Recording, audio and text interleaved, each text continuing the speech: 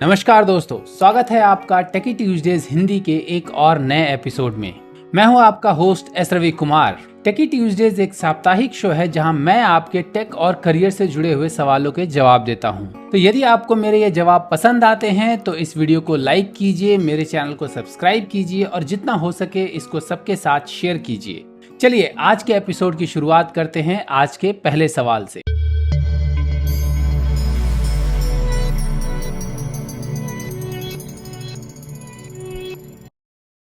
आज का पहला सवाल अनीश का है। वो पूछते हैं, what does headless software development mean? यानी कि हेडलेस सॉफ्टवेयर डेवलपमेंट का क्या मतलब होता है या क्या डेफिनेशन है इन जनरल में। अनीश, अगर हम विकिपीडिया के डेफिनेशन को पढ़ें तो विकिपीडिया ये बोलता है कि headless software is a software capable of working on a device without a graphical user interface. Such software receives input and provides output through other interfaces like network or serial port and is common on servers and embedded devices.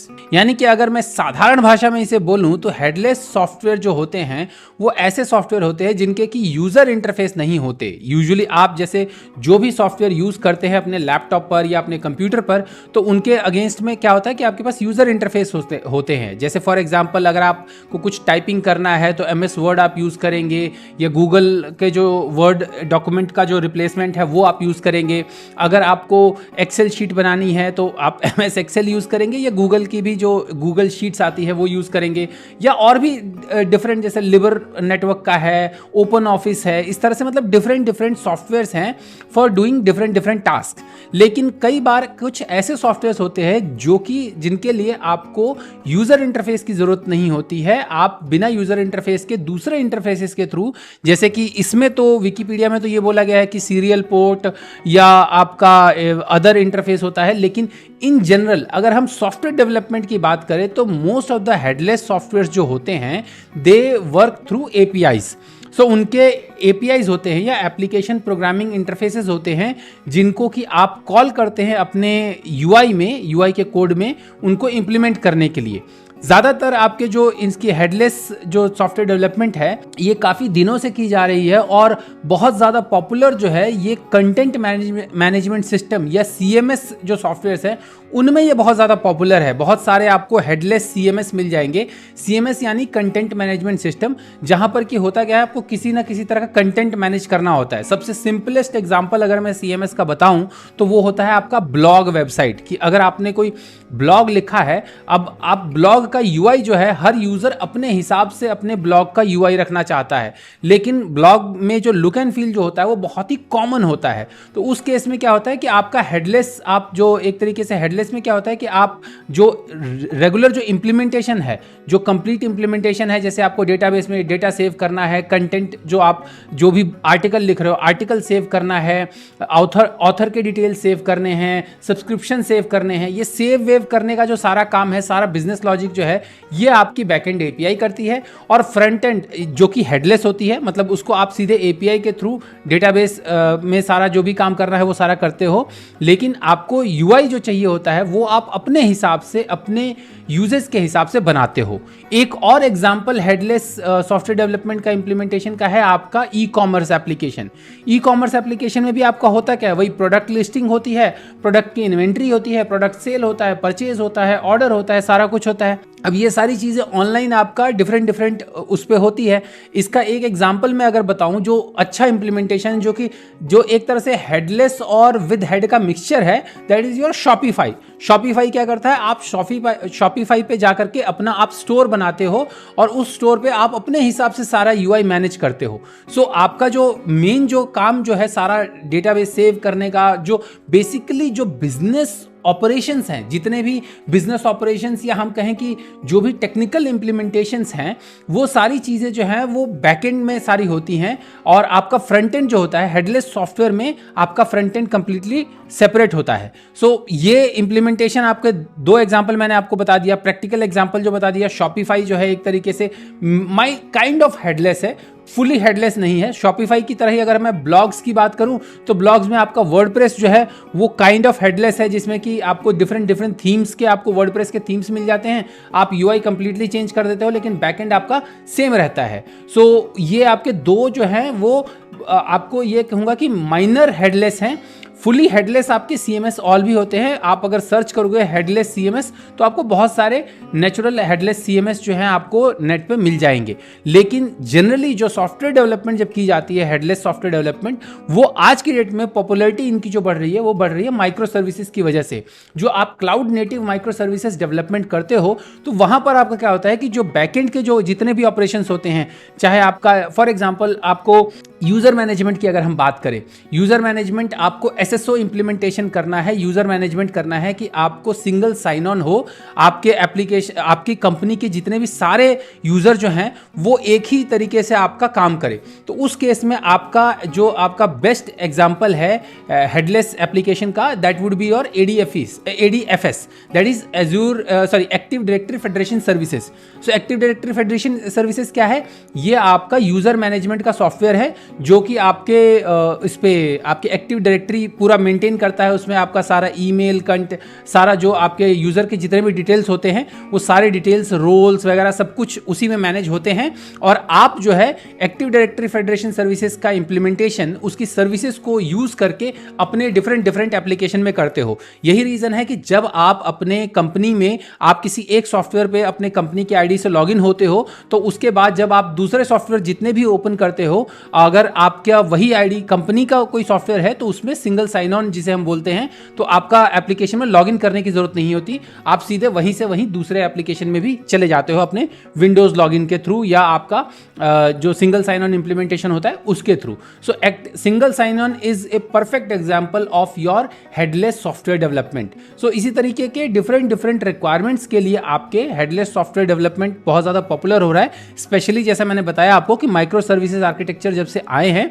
उसके बाद से, specially क्योंकि आपका जो एक particular functionality को करने के लिए आपने प्रॉपर सर्विसेज लिख दी जो कि सारा बैकएंड का काम करती है, चाहे डेटा सेविंग हो, चाहे डेटा रिट्रीवल हो, everything is done by the service. And then आप उसके on the top of that service you write a UI. वो यूआई किसी भी लैंग्वेज में, किसी भी फ्रेमवर्क में हो सकता है। सो अगर साधारण शब्दों में कहें तो हेडलेस सॉफ्टवेयर डेवलपमेंट हम उस तरह के सॉफ्टवेयर डेवलपमेंट को करते हैं जहां पर कि आप सिर्फ बैकएंड डेवलप कर रहे हैं, फ्रंट एंड डेवलप नहीं कर रहे हैं।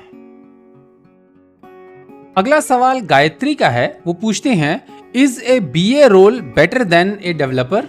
यानी कि क्या BA रोल डेवलपर से बेहतर है? जिन लोगों को नहीं पता कि BA रोल क्या होता है, BA का फुल फॉर्म होता है business analyst. So business analyst role और डेवलपर रोल क्या एक दूसरे से कितने बेहतर हैं या कौन सा बेहतर है इन दोनों में? गायत्री का ये सवाल है कि BA रोल और डेवलपर रोल में से कौन सा रोल जो है वो ज्यादा बेहतर है। गायत्री, ये इस बात पे डिपेंड करता है कि आपके क्वालिफिकेशंस क्या हैं, आपके चॉइसेस क्या हैं, या आपको क्या पसंद है, किस तरह का काम पसंद है और आपकी क्वालिफिकेशंस क्या है।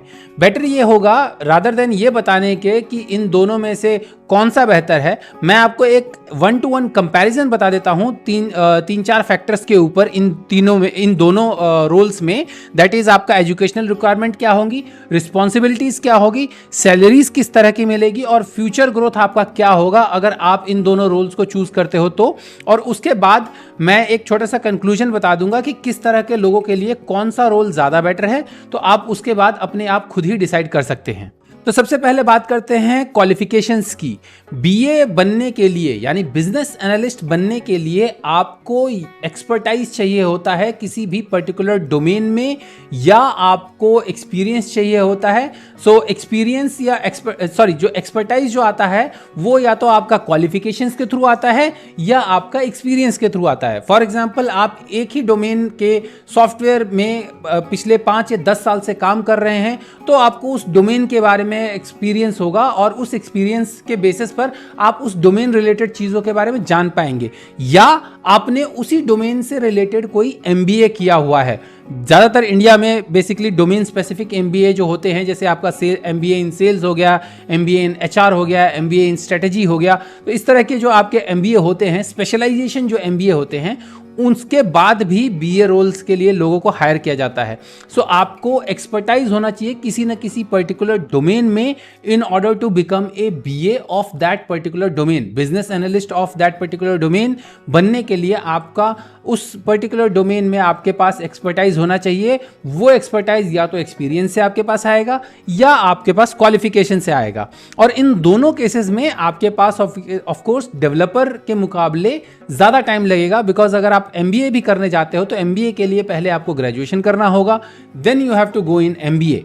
लेकिन अगर आप डेवलपर बनना चाहते हो तो आप सिर्फ बीसीए करके डेवलपर बन सकते हो, आप बीटेक करके डेवलपर बन सकते हो, आप जो है अपना बीएससी इन कंप्यूटर साइंस करके आप डेवलपर बन सकते हो। सो बेसिकली आप कंप्यूटर रिलेटेड कोई भी डिग्री करके आप डेवलपर बन सकते हो। सो क्वालिफिकेशन के पॉइंट ऑफ व्यू से बोलें तो दोनों बीए और जो आपका डेवलपर है, इन दोनों में आपको डेवलपर बनने में कम टाइम लगेगा कंपेयर टू आपका बीए बनने में। एजुकेशनल क्वालिफिकेशन के बाद बात आती है रिस्पॉन्सिबिलिटीज की। सो रिस्पॉन्सिबिलिटीज जो है मोस्ट ऑफ द कंपनीज में आपकी बीए की जो रिस्पॉन्सिबिलिटीज होती है वो होती है कि प्रोडक्ट के रिलेटेड आपको कॉम्पिटिटर्स को वॉच करना है और कंज्यूमर्स को वॉच करना है। जो आपके कस्टमर्स हैं, जो आपके प्रोडक्ट को जो कस्टमर यूज़ कर रहे हैं, उन कस्टमर को क्या प्रॉब्लम आ रही है ये आपको समझना है, और उससे रिलेटेड जो आपके चेंजेस हैं वो आपको एज ए रिक्वायरमेंट डॉक्यूमेंट के तौर पर आपको अपने ऐड करने हैं, और उन रिक्वायरमेंट के ऊपर फर्दर जो टेक्निकल टीम है वो उसको समझेगी और फर्दर उसको डेवलप करेगी।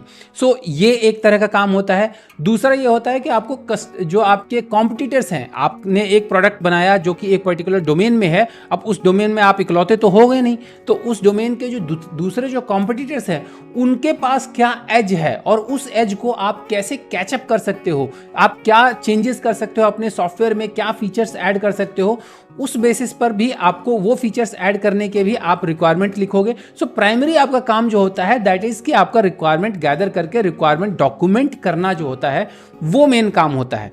इसके अलावा कई कंपनीज में बिजनेस एनालिस्ट को जो है वो एज ए सेल्स एग्जीक्यूटिव के तौर पर भी यूज किया जाता है। उनको जो है नई आपके जो नए कस्टमर एक्वायर करने के लिए भी यूज किया जाता है, कि उनको ये बताया जाता है कि हाँ भाई आप हमारे प्रोडक्ट का डेमो करो और हमारे लिए नए कस्टमर एक्वायर करो। सो ये भी काम होता है। सो ये दो मेन काम होते हैं। बाकी इसके अलावा जो एडिशनल रिस्पॉन्सिबिलिटीज होती हैं वो वेरी करती हैं, और सच बताओ तो बहुत ज़्यादा उनके बारे में मुझे आइडिया नहीं है, लेकिन ये दो मेन रिक्वायरमेंट्स जो है वो मैंने अब तक देखा है जो कि मोस्ट ऑफ द कंपनीज में बीए की होती है। और इनफैक्ट ये बीए का जो रोल होता है वो बड़ी कंपनीज में होता है। छोटी कंपनीज जो होती हैं, मीडियोकर कंपनीज जो होती हैं, वो ज़्यादातर प्रोजेक्ट मैनेजर्स से ही बीए का काम करवाती हैं। वो आपका जो है बीए एक्सटर्नली हायर नहीं करती हैं, या तो प्रोजेक्ट मैनेजर जो होता है वही बीए का काम करता है कस्टमर से सीधे बात करके, या तो फिर जो कस्टमर है वो बीए प्रोवाइड करता है। सो इन दोनों में से कोई एक काम होता है। बीए इंडिया में मोस्ट ऑफ द केसेस में बीए जो है वो एमएनसीज में हायर होते हैं। मिड लेवल कंपनी या स्मॉल कंपनीज में आपके बीए की हायरिंग बहुत कम होती है। स्टार्टअप्स में शायद होती हो हायरिंग, इसका मुझे बहुत ज़्यादा आइडिया नहीं है फ्रैंकली स्पीकिंग, लेकिन मैंने यही देखा है कि most of the small companies में आपके बीएज नहीं होते हैं। ज़्यादातर बीएज जो होते हैं या बिजनेस एनालिस्ट जो होते हैं वो आपके लार्जर एमएनसीज में होते हैं। वहीं पर अगर हम डेवलपर के रिस्पॉन्सिबिलिटीज की बात करें तो डेवलपर के रिस्पॉन्सिबिलिटीज बहुत ही कॉमन है, and that is to write code and unit test cases based on the requirement provided to them. So उनको जो भी रिक्वायरमेंट मिलता है उसके हिसाब से उनको कोड लिखना है। अब किस टेक्नोलॉजी में लिखना है वो ऑफ कोर्स जिसकी भी ट्रेनिंग होती है, जो भी उनका एक्सपर्टाइज होता है, जो प्रोडक्ट का चीज़ें होती हैं, that is all together a different ball game. लेकिन प्राइमरी रिस्पॉन्सिबिलिटीज़ की अगर हम बात करें तो डेवलपर की यही रिस्पॉन्सिबिलिटीज होती है कि कोड लिखना है, रिक्वायरमेंट के हिसाब से कोड लिखना है। और ज़्यादा से ज़्यादा कुछ कंपनीज में क्या होता है, या ज़्यादातर कंपनीज में जो आपकी आज की डेट में मिड लेवल और लार्जर कंपनीज जितनी भी हैं वो सब जो है वो यूनिट टेस्ट केसेस भी लिखवाती हैं। सो आपको as a developer you have to write code and you have to write unit test cases. ये दो काम आपको करने हैं, उसके अलावा और कोई काम नहीं होता है। सो बीए का काम होता है रिक्वायरमेंट एनालाइज करना और डॉक्यूमेंट करना, रिक्वायरमेंट गैदर करना एंड डॉक्यूमेंट करना, और डेवलपर का काम होता है उन रिक्वायरमेंट के हिसाब से कोड करना। अब बात करते हैं सैलरी की। तो सैलरी के टर्म्स में इंडिया में डेवलपर्स को ऑफ कोर्स ज़्यादा सैलरी मिलती है कंपेयर टू बीए। वैसे इसका कोई पर्टिकुलर डेटा मेरे पास एग्जैक्ट डेटा नहीं है, मैं अपने जो खुद के जो एक्सपीरियंसेस हैं जो मैंने देखा है कंपनीज में, मैं उसके बेसिस पर बता रहा हूं। So I might be wrong also, लेकिन अमूमन मैंने जो देखा है मोस्ट ऑफ द केसेस में आपके डेवलपर्स की सैलरी जो होती है वो बीए के कंपैरिजन में ज़्यादा होती है। बीएज जो होते हैं मोस्ट ऑफ द केसेस में, अगर एक्सपीरियंस्ड बीएज होते हैं वो आपके कई केसेस में वो डेवलपर का कंपैरिजन उनका होता भी नहीं है, उनका कंपैरिजन जो होता है वो प्रोजेक्ट मैनेजर्स के साथ होता है। तो उस केस में ऑफ कोर्स उनकी सैलरी ज़्यादा होती है। लेकिन अगर आप जूनियर बीए या आपका जो कंपनी जो बड़ी कंपनी है जो कि रेगुलर एक छोटा सा डॉक्यूमेंटेशन करने के लिए अगर कोई बीए हायर करती है, तो सेम लेवल के बीए में और सेम लेवल के डेवलपर में, उस केस में डेवलपर की सैलरी जो होती है वो ज़्यादा होती है।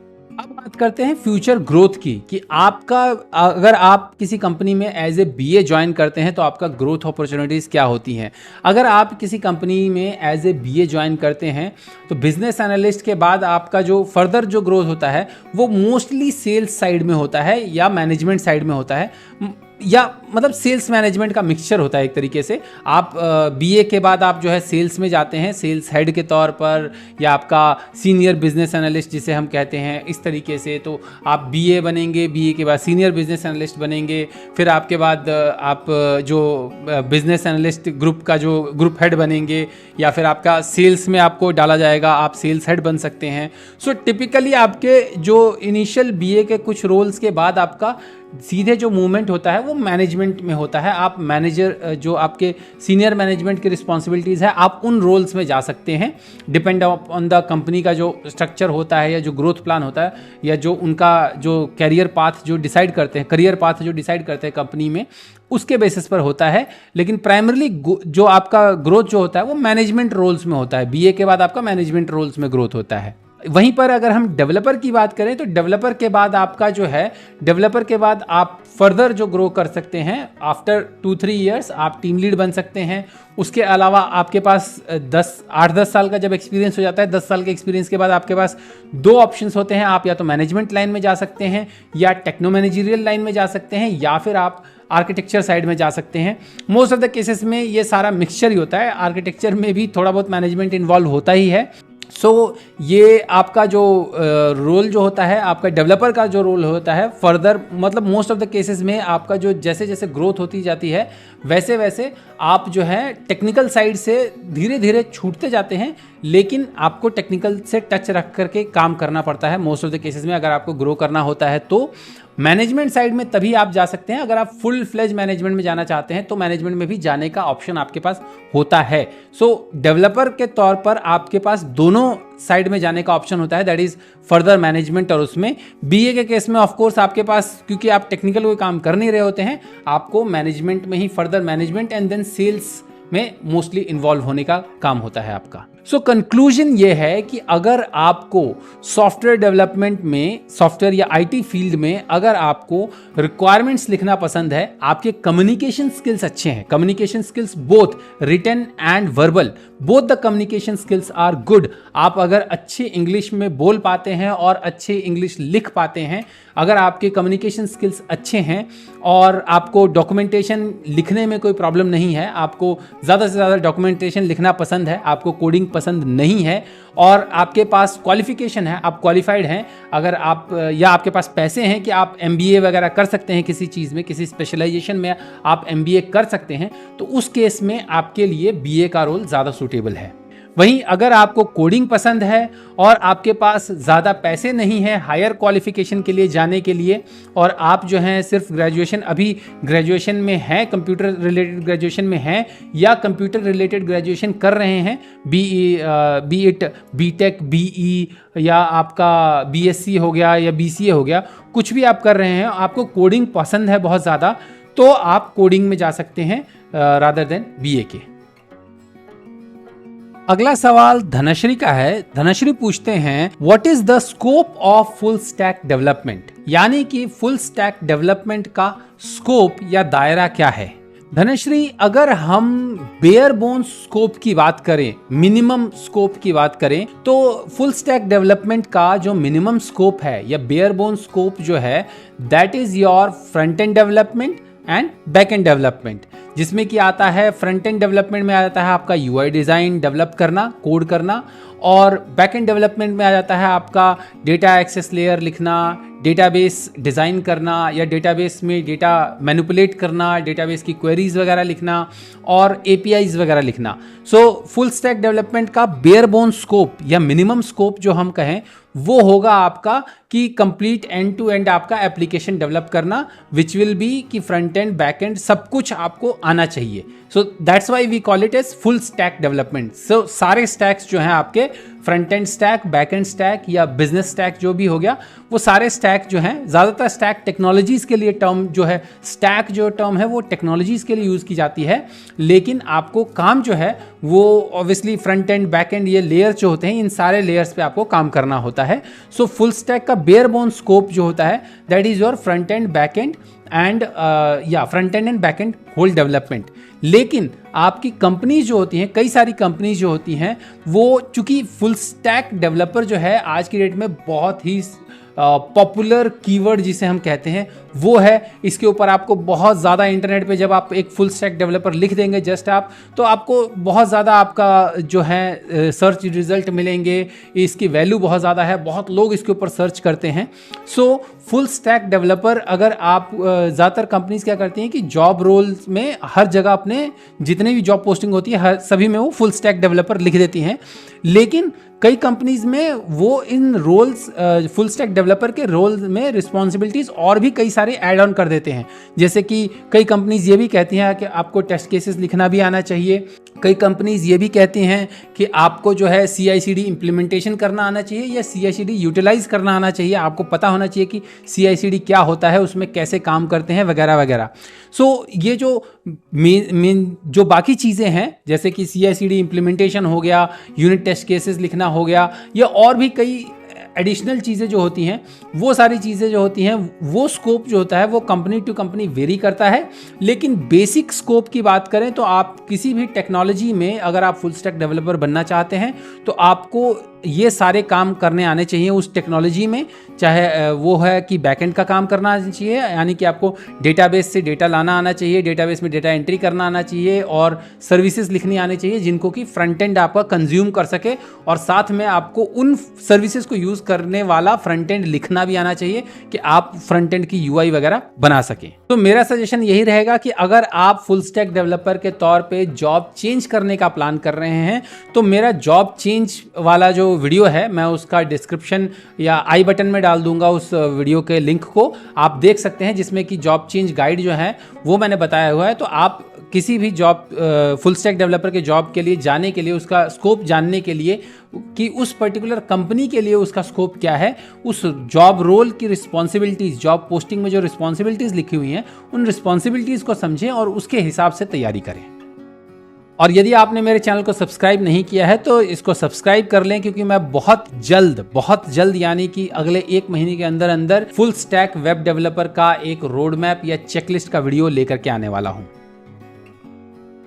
अगला सवाल केशव का है, वो पूछते हैं, is .NET good for a fresher? I just passed my college and got a job as a .NET developer, but I am little confused about its future. Should I choose .NET or MERN-Stack? Keshav, अगर आप as a fresher .NET सीखने की बात कर रहे हो, then I won't suggest you, because आपको fresher के तौर पर .NET की तुरंत जॉब्स नहीं मिलेंगी।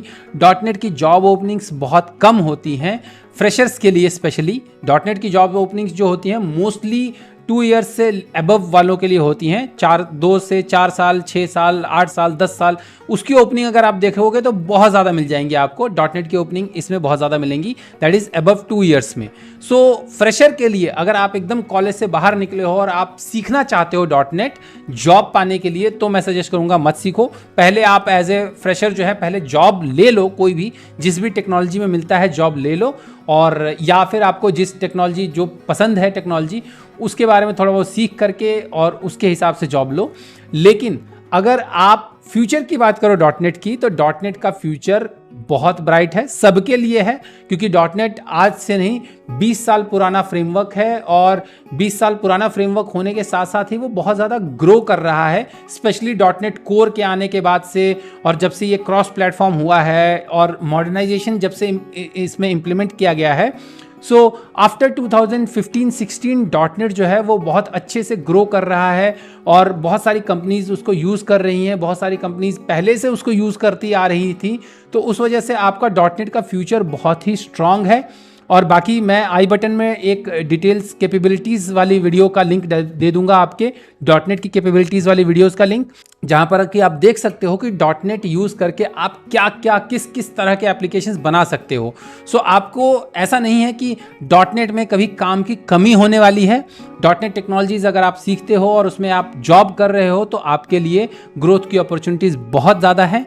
अगर यहीं पर अगर आपकी बात जो हम करें मर्न स्टैक की, आप बोल रहे हो कि मैं डॉटनेट में ही रहूं या मर्न स्टैक सीखूं, लेकिन क्या आपको मर्न स्टैक सीखने के लिए कंपनी पैसे दे रही है? आप अभी डॉटनेट के जिस जॉब में हो आप ऑलरेडी जॉब कर रहे हो। सो मेरा सजेशन आपके लिए यही रहेगा, रादर देन मर्न स्टैक सीखने के, आप सिंपली जो आप काम कर रहे हो उस काम पे अपना फोकस करो, उस काम को सीखो अच्छे से। डॉटनेट में जो भी आप डेवलपमेंट कर रहे हो सारे कंसेप्ट्स को सीखो, किस तरह का एप्लीकेशन आप डेवलप कर रहे हो, डेस्कटॉप एप्लीकेशन डेवलप कर रहे हो, वेब एप्लीकेशन डेवलप कर रहे हो, उसमें क्या लेयर्स होती हैं, क्या डिज़ाइन पैटर्न्स कैसे यूज़ होते हैं, क्योंकि ये सारी चीज़ें जो हैं ये लैंग्वेज एग्नोस्टिक हैं। तो आपको जैसे जैसे एक्सपीरियंस आएगा आपको ये सारी चीज़ें सीखनी पड़ेंगी। आपको इनिशियल में अभी सुनने में बड़ा अच्छा लगेगा, हाँ तुरंत अभी आपको जॉब मिल रही है, इसकी उसकी फलाना ढिमकाना, वैसे भी अभी रिसेशन आने का चांस हो रहा है, तो यू नेवर नो कि क्या हो। ठीक है, मेरा सजेशन आपके लिए यही है कि आप जो आपके पास जॉब है उस जॉब पे फोकस करो, उस टेक्नोलॉजी पे फोकस करो। डॉटनेट में अगर आपके पास ऑलरेडी जॉब है तो बहुत अच्छी बात है, आप डॉटनेट में बहुत ज़्यादा ग्रो कर सकते हो, there is lot of scope. वहीं अगर आप मर्न स्टैक सीखना चाहते हो तो तभी सीखो अगर आपको कंपनी पैसे दे रही है तब, यानी कि कंपनी अगर आपको बोलती है कि हाँ भाई मर्न स्टैक सीख करके हम आपको काम दिलवा रहे हैं मर्न स्टैक का, तो कर लो, कोई प्रॉब्लम नहीं है। बिकॉज हालांकि मर्न स्टैक जो है ये एक मतलब ये मैं कहूँगा कि अभी करंट टाइम्स में थोड़ा पॉपुलर स्टैक है। After some time mean stack भी पॉपुलर था। सो मर्न स्टैक और मीन स्टैक दोनों बहुत ज़्यादा पॉपुलर हैं, लेकिन यू नेवर नो, कुछ दिनों बाद कोई नया स्टैक आ जाएगा। डॉटनेट जो है वो शाश्वत है, जो बहुत दिनों से चला आ रहा है, 20 साल से है और आगे भी चलता रहेगा जब तक माइक्रोसॉफ्ट है और जब तक अभी लोग हैं। हर महीने मिलियन नए डेवलपर्स डॉटनेट टेक्नोलॉजीज सीखते हैं और उसको यूज़ करते हैं, ये माइक्रोसॉफ्ट का डेटा बताता है। सो मेरे ख्याल से डॉटनेट का अच्छा फ्यूचर है, आप डॉटनेट में ही काम करते रहो। और फ्रेशर के लिए मैं यही कहूँगा कि अगर आपको एज ए फ्रेशर जॉब मिल गई है डॉटनेट में, then it is very good, stick to it. अगर आपको जॉब नहीं मिली है then dot net is not for you, कि आप खुद से सीखो मत, first search for the job and then जिस भी टेक्नोलॉजी में जॉब मिलती है उस टेक्नोलॉजी के हिसाब से काम करो, या जो आपको टेक्नोलॉजी सही लगती है, जिसका कि मार्केट में ज़्यादा जॉब ओपनिंग्स मिल रही हैं फ्रेशर्स के लिए, आप उस टेक्नोलॉजीज़ में जाकर के मतलब उस टेक्नोलॉजीज़ की जॉब ढूंढ सकते हो। अगला सवाल प्रियम का है, वो पूछती हैं how do you manage if you aren't allowed to use git at work. यानी कि यदि आपको अपने काम पे यानी अपनी कंपनी में जहां आप काम करते हैं वहां पर आपको गिट ना यूज़ करने दिया जाए तो आप अपना काम कैसे मैनेज करोगे। प्रियम, बहुत ही सिंपल है, मैं वो सोर्स कंट्रोल यूज़ करूंगा जो कि कंपनी अलाउ करती है। गिट ज़रूरी तो नहीं है कि गिट इकलौता सोर्स कंट्रोल सिस्टम है, गिट के अलावा भी बहुत सारे सोर्स कंट्रोल सिस्टम है। जिन लोगों को पता नहीं है कि गिट क्या होता है, git is basically a open source control system. अब सोर्स कंट्रोल सिस्टम क्या होता है या वर्जन कंट्रोल सिस्टम क्या होता है उसके ऊपर मैं वीडियो बना चुका हूँ, मैं आई बटन में दे दूंगा, आप वो वीडियो देख करके समझ सकते हैं। सो बेसिकली गिट के अलावा और भी बहुत सारे सोर्स कंट्रोल सिस्टम होते हैं, जैसे आपका SVN हो गया, आपका TFS हो गया, और SVN TFS बहुत ज़्यादा पॉपुलर है, मर्क्यूरियल हो गया, ये 2-3 हैं जो काफ़ी ज़्यादा पॉपुलर हैं। सो आपको अगर गिट आपको कंपनी यूज़ नहीं करने देती तो आप इनमें से कोई भी जो भी कंपनी यूज़ कर रही है, आप ये पूछो कंपनी से कि भैया आप कौन सा सोर्स कंट्रोल यूज़ कर रहे हो, क्योंकि सोर्स कंट्रोल यूज़ करना ज़रूरी है। कौन सा सोर्स कंट्रोल यूज़ करना है ज़रूरी, ये ज़रूरी नहीं है कि कौन सा सोर्स कंट्रोल यूज़ करना है, सोर्स कंट्रोल यूज़ करना ज़रूरी है। सो बेसिकली आपको कंपनी अगर आपकी सोर्स कंट्रोल नहीं यूज़ कर रही है तो आप उनको बोलो कि आपके लिए सोर्स कंट्रोल यूज़ करना ज़रूरी है, क्योंकि कल को अगर किसी भी रीज़न से आपका डेटा चोरी हो जाता है, डिलीट हो जाता है, कुछ भी हो जाता है, तो आपका सोर्स कंट्रोल से आपके पास वो डेटा का बैकअप होता है, आप अपना जो है रिस्टोर कर सकते हैं, आपका कोड जो है वो मैनेज किया जा सकता है। लेकिन अगर आपके पास डेटा बैकअप ही नहीं रहेगा या आपके कोड का बैकअप ही नहीं रहेगा तो आप कैसे मैनेज करोगे या वर्जनिंग कैसे करोगे, कौन सा क्लाइंट को कौन सा वर्जन का सॉफ्टवेयर दिया था। सो बेसिकली मैं आपको इंपॉर्टेंस बता रहा हूँ सोर्स कंट्रोल का, लेकिन आपके सवाल का जवाब यही है कि अगर आपको गिट नहीं अलाउ किया जा रहा है तो आप वो सोर्स कंट्रोल यूज़ कीजिए जो आपकी कंपनी ने अलाउ किया है। बिकॉज बहुत सारी कंपनीज जो होती हैं वो गिट नहीं यूज़ करती हैं, वो अपने हिसाब से, मतलब कंपनीज कौन सा सोर्स कंट्रोल यूज़ करेंगी इसका डिसीजन ज़्यादातर मैनेजमेंट इस बेसिस पर लेता है कि कौन सा सोर्स कंट्रोल उनके लिए सस्ता पड़ेगा, किसके डेवलपर्स उनको इजीली मिल जाएंगे। ज़्यादातर कंपनीज गिट इसलिए यूज़ करती हैं ऑफ कोर्स क्योंकि फ्री है, ओपन सोर्स है, तो बहुत सारी कंपनीज जो हैं वो गिट सेटअप कर लेती हैं। लेकिन बहुत सारी कंपनीज का टाई अप जो होता है वो दूसरी कंपनीज के साथ भी होता है, नॉन गिट वाला भी होता है। जैसे माइक्रोसॉफ्ट के बहुत सारे पुराने जो कस्टमर्स हैं वो TFS यूज़ करते थे, बिकॉज माइक्रोसॉफ्ट TFS, वो माइक्रोसॉफ्ट का लाइसेंस यूज़ करते थे तो उनको TFS का लाइसेंस सस्ते में मिल जाता था, तो वो TFS यूज़ कर लेते थे। बहुत सारे लोग गिट से पहले जो है SVN यूज़ करते थे, बहुत पुरानी कंपनीज में SVN यूज़ करते थे, तो उन लोगों ने सारा सेटअप जो है अपना वो SVN पे किया हुआ है। तो why'd will they move to git now? जब उनको कोई प्रॉब्लम नहीं आ रही है तो वो सारा हेडेक क्यों ले कि भैया एक SVN सेटअप सारा किया हुआ है उसको हटा करके वहाँ से गिट पे जाएं। So depends upon the company, आपको जो भी कंपनी में सोर्स कंट्रोल मिल रहा है आप वो यूज़ कीजिए। इस बात पे फिक्स मत रहिए कि गिट ही यूज़ करना है। मेन चीज़ ये है कि सोर्स कंट्रोल यूज़ करना है, ये नहीं ज़रूरी नहीं है कि कौन सा सोर्स कंट्रोल यूज़ करना है।